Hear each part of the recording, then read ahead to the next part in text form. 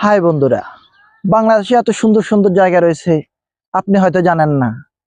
জানলেও হয়তো কখনো যাননি। অনেকে গিয়েছেন, অনেকে এখনো যাওয়া হয়নি।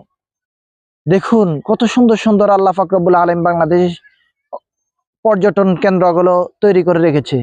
এত সুন্দর জায়গা থাইল্যান্ড বা অন্যান্য বিদেশি রাষ্ট্রগুলোর মধ্যে আপনারা বহু বহু টাকা দিয়ে ঘুরতে যেতেন, কিন্তু বাংলাদেশে এত সুন্দর সুন্দর জায়গা রয়েছে, আপনি কখনো চিন্তাও করতে পারবেন না।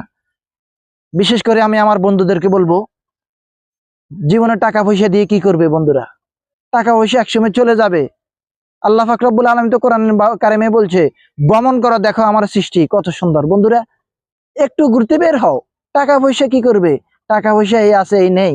জীবন তো ছোট্ট ক্ষণিকের সময়। চলো ঘুরে আসি, দেখো কি সুন্দর।